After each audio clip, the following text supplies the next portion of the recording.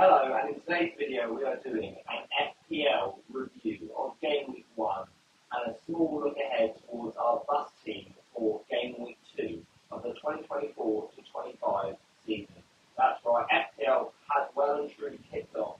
The opening weekend of games, points are locked in for Game Week 1, and I'm going to review how I got on.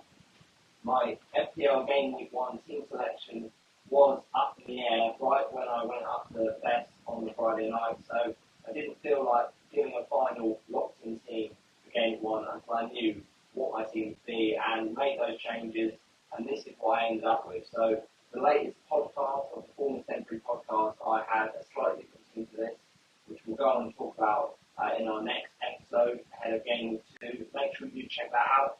We'll be dropping on Thursday morning with Big Man the Car. It's going to be a really good one, that one. So do get the notification turned on to make sure you don't miss that one. But yeah, in my last video I had the likes of Leon Bailey in my team. We also had players in there that I did think were worth a shout, like Nunez for Fulham. But I ended up going for Solanke in the end because I just felt that, with that system, with that team, he would be someone who'd really be worth owning from the start of the season. Tottenham creates so many chances. We'll get to that on the Monday Night Football. So a couple of changes made, but this was the final team. All in all, am I happy with it? It was an okay game week, 67 points, and we'll break down each bit of it. Player of the week for me, my favourite player was Nick Pope, who I chose as a nice little differential punt, under 10% owned, and with that great home fixture for Southampton, I wasn't too keen on Dean Henderson as a goalkeeping pick, so I went for Nick Pope, who we know is a very solid goalkeeper for FPL, has history, getting clean sheets, and Newcastle hopefully will have a better defence this season than last. Obviously, with the impending maybe Mark Gay transfer, that could strengthen things also. And I just felt that game against Southampton, I didn't think Southampton would score, and Newcastle did just that. It wasn't what we expected from them. They didn't quite steamroll the Saints, but certainly they looked the dominant side, and after that Fabian Schär red card, it was very much back to the wall. But Nick Pope did well, got me some bonus points, got some saves in there. So good to see Nick Pope, really the standout goalkeeper of the game week. To pick him was really, really nice, and I just don't have to worry about him going forward. Newcastle were a good defence, and even in the tough fixtures, Pope does get saved. So very happy with that goalkeeping choice. The back three, we went for Trent Alexander-Arnold. I just didn't see myself not going for him because he was just so looking good in pre-season. We know what he's like as a Liverpool asset. He just always gets in those attacking areas. And at 7 million, it was a price I was willing to pay, when you look at his price in previous seasons. And with that run of Liverpool fixtures, I just saw a lot of clean sheets. He got that against Ipswich, which was great to see. But then he also, did offer that threat going forward, those creative chances, and hence got the bonus points alongside. So very happy with Trent, and yeah, it's very much justified in my mind why I picked him. That extra million over someone like Guardiola, who is an okay asset for Man City, and they do keep clean sheets as shown by the Chelsea game. But I just think Trent offers so much more from an offensive point of view. You don't quite know where Guardiola will be playing all the time. He can fit into centre-back position, and also with Guardiola, the minutes are much less secure than a Trent Alexander-Arnold at Liverpool. Next one is Daniel Munoz, who I watched on Sunday, and it was frustrating when I saw Ryan Berno score that goal, particularly to wipe out the clean sheet after Eberechi Eze had a goal, very harshly ruled out. Munoz, though, to be honest, I was a bit concerned in the kind of stages of that game because certainly in the second half, it looked like Munoz wasn't getting a lot of joy. In the first half, Mitchell was picking up some quite offensive areas, and he was actually having more kind of touches in the box.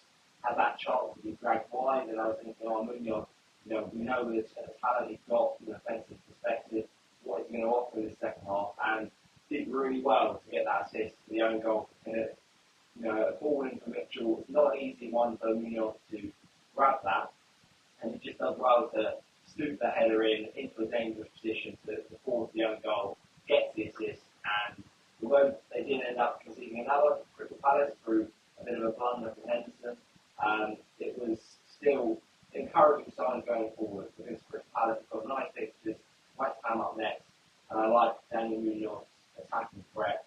So good to see a return for him there. And then Ola Aina, he was one of the choices I was struggling to decide between. That 4.5 defender, I wanted someone with low ownership, maybe with some potential attacking threat. And I looked at the fixtures and felt that going out and not the Forest player would not be a good move because, whether it was Chris Wood, whether it was a defender, those fixtures are just so nice to start the season. And I looked at, potentially Nick Anko, and I thought Everton needed to start the season slow. Glad I didn't go for him. But Ola Aina was playing really well in that Bournemouth game, looking really offensive, looking really attacking in that full-back spot. And yeah, one of Forest's best players. Before, unfortunately, the injury struck. It was very unlucky. Just rolled his ankle a little bit. Bit of a niggle on that ankle. So he unfortunately had to be substituted. It's some sort of a calf injury, but it's not expected to be serious. And it's just unsure about how long he'll be out for. So I have to wait on some news from Nottingham Forest on that injury situation because I was hoping on planning to play him in game 2 with that away trip to Southampton. So not ideal at all. Very unlucky to not even get to the 60th minute. They could have got an early bank clean sheet, but it wasn't to be. And someone like Murillo obviously got more minutes, but I was always going to favour Aina with the attacking threat that he does offer. Murillo just is a bit more unlikely to get attacking returns, but Smith Rowe, watched on Friday night at Fantasy Football Fest. Those did come along to that. It was great to see everyone. Great to chat to some of you. It was really a great night, and watching that Man United Fulham game, I was hoping Smith Rowe would deliver the goods. He looked like he got in threatening positions, and obviously his fixture run does improve going into game 2, so I'm not too concerned about Smith Rowe. I think he's got into good positions, and yeah, just it's a shame about his kind of early substitution, but we did expect this with him not getting a lot of minutes recently with the injury troubles at Arsenal. It was bound to be a bit of a bedding in time for him, getting 90 minutes, getting that fitness. So I'm not too concerned if he can get 65, 70 minutes against Leicester. That's a great fixture. He could have done damage by then. So hopefully that will go well in game 2. Diogo Jota is one I'm really happy about because obviously I wanted to try and cover that Liverpool attack somewhat without Mohamed Salah in there. I put Salah in one of my drafts and I wasn't happy with the rest of my team, so I felt that Jota was, a nice enough compromise. And, I was worried because when Salah got that goal and assist, I was thinking that's really going to hurt. But to see Jota then also get that goal for the Ipswich game was really nice. He's very threatening, and when he starts, he often scores. So that's what we know is the appeal of Jota. And going forward, their fixtures are great. Just hoping that he can keep that starting forward spot ahead of Darwin Núñez and Cody Gakpo. But potentially a really good way into that Liverpool attack for just 7.5 million just seemed a nice way to go. Saka for me was an absolute must. Without Salah in my team, I needed some sort of premium midfielder to allow me that flexibility for future game weeks. And to see him come away with a goal and assist was really, really nice. A lot of people who did go for Salah probably couldn't afford Saka, so I'm glad to see that Saka justified the hype. Fixtures for Arsenal are not great, hence why I didn't go with an Arsenal defender. Maybe I should have done that regardless because they got the clean sheet. But it was just the first game week, so we're not going to read too much into that. I think Saka is just a very consistent player, regardless of what the fixtures are. So happy to have him in my team, and it's just a second to get really. Rashford was one of the differentials I picked alongside Pope, Munoz, and Aina. I went for Rashford mostly because I like Manchester United fixtures to start the season, and I looked at that Fulham game and thought, someone that could be low owned and potentially high upside, maybe Rashford could be a good shout. I did originally have Alejandro Garnacho in there. When we got news of Amad Diallo starting and Garnacho would most likely be on the bench, I took Garnacho out and put Rashford in. And it's ironic in the end because you see Garnacho come on, get the assist for the Joshua Zirkzee goal, and of course could have easily scored a goal right at the end with what would have been a Rashford assist. So Rashford didn't play the best. I was a bit underwhelmed by him. He picked up some okay positions, but ultimately was quite disappointing. But he could have had an assist at the end. So it was frustrating to see Garnacho not convert that. Rashford is a bit of a problem going into my team for game 2, but I'm willing to maybe look at this Brighton game, and he's got Southampton, Liverpool, one a good fixture, and then Liverpool, a team he's got a great record against. I'm hoping maybe Rashford could be worth owning, so selling straight away for someone like an Everett Eze or Brian Wermo doesn't seem the most worth it. And so Rashford is probably one to stay in there. I'm yet to decide on that, but I think I'm probably willing to just give it one more week and then see and reassess after that. But Brighton were impressive. It's just that they can be vulnerable on the break. So if Rashford can do well in that early kickoff, we'll have to see. But it was just a bit of a frustrating game against Fulham. From his perspective, Haaland, vice captain, was always going to be on the vice captain for me because it was a choice between Saka, Haaland, and Isak, and I didn't fancy Saka to be the captain for this game. I always think that against that Southampton defence, Isak was the one for me, and then Haaland, he can score a hat-trick against Chelsea, done it in pre-season already. So I've gone for Haaland as the vice, and he did get the goal very early in that game, 20 minutes in, and didn't do much else, to be honest, but this is why we own Erling Haaland, because he's always a threat wherever he plays. Admittedly, the 15 million just for the one goal is, it's a nice return, but 7 points, I was expecting a bit more, but we got him in there ahead of that game 2 picture because captaincy is going to be huge when it comes to game 2, and I just needed Haaland in for that game 2 picture. The pictures afterwards were great as well, West Ham and Brentford, so I do feel that Haaland was the right shout. I still justify that over Salah, but it's only one game week. Salah's come out on top in the first game week. Now the next game week is going to be the big decider, and then we'll reassess after that. Solanke blank against Leicester. Yeah, frustrating one to be fair. He wasn't as outside of the game as lack of involvement as Son was in that game. So I'm actually happy about owning Solanke than I think a few Son owners will be. He did get involved. He had chances in the box, and that's good to see his presence there. And hopefully he can just be saving his returns for that Everton fixture, which looks quite nice with the likes of Holgate and the likes of maybe even Michael Keane in that defence still for the Tottenham game. So with them getting smashed by Brighton, I think Solanke could be one that does really cash in with those returns in game 2. I'm not concerned about him. And then Isak on the captaincy said if it wasn't for that Fabian Schär red card, it could have been very, very different. Newcastle looked dominant in that game, and the favourites to get a few there, fill their boots. So, yeah, just the assist for Isak was disappointing.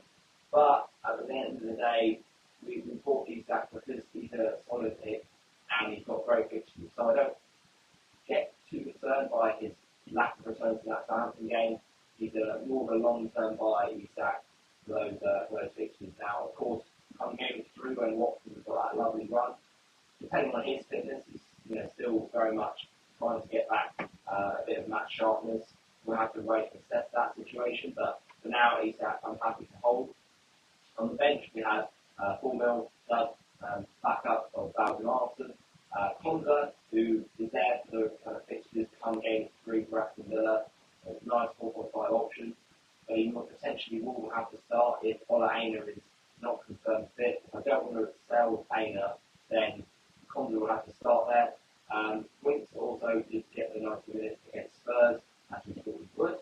And Johnson, who is my 5th defender, so not a massive concern, but didn't get the minutes against Liverpool that we were hoping he would. Didn't start the game, did get subbed on.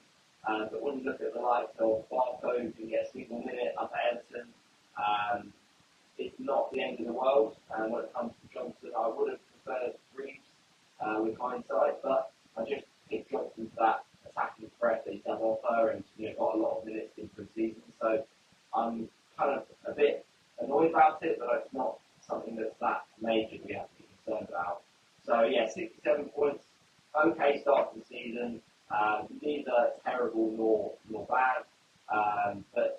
time, a good start to the season. Quite happy with that, above the average, and it's a nice way to kind of get me going, get the ball rolling, and 0.5 in the bank ahead of game week 2. So this is our bus team going into game week 2 then. This is how things are looking. And with game week 2 on the horizon, I am thinking that a couple of players in this team could get changed, but it's always the way with game 2 is the temptation to roll.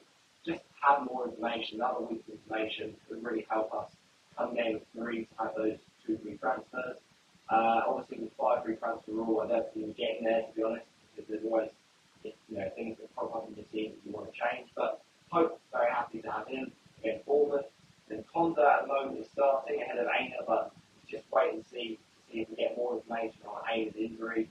As I've got 0.5 in the bank, I have got a bit of flexibility with my potential transfer. If I needed to replace Aina, I could go up to a 5 million defender, but not too keen on any of the options at the moment. I could potentially move Aina on to a Robinson or Fulham, but I'm not too sure if I want to do that yet, because we have to wait and see on Aina's news. Munoz got West Ham, nice fixture. I think that's potentially a good one for a clean sheet with West Ham not quite clicking against Palace on the opening day. Could take a few weeks for them to really bed in and get that attack going.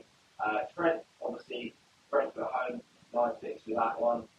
Saka also is a bit fixture proof, so I'm not too concerned about Villa away from home. We know Villa do play that high line and can concede chances. Smith Rowe, this is the fixture I was really looking forward to him owning for him. Smith Rowe does just look a great pick when he's going to get those attack positions. Leicester's defence did look a little bit shaky against Tottenham, has to be said, so I'm kind of confident in that position to come good.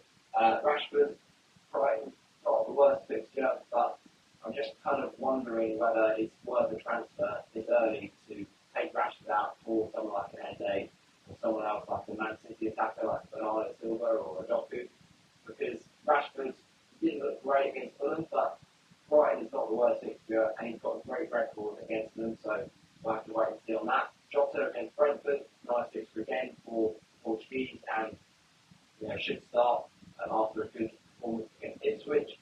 Then Isak's against Bournemouth, another nice fixture. Don't see any problems with that. Haaland on the captaincy at the moment. Whether or not it'll be a triple captaincy, we'll have to wait and see. Obviously, the pod coming on Thursday morning. We'll have to discuss this triple captaincy. Good shout for that Ipswich game, because when it comes to single game, it's going to be the best opportunity of the season. We'll see what Big Man of the Card's thoughts are on that. And then Solanke home to Everton. Yeah, really good fixture, but I'm not that concerned with Solanke. I think he could do well in that game, and we could see a nice return there. So, all in all, I think I'm happy with everyone in my squad, other than maybe Aina and Rashford. Those are the only 2 potential problems there.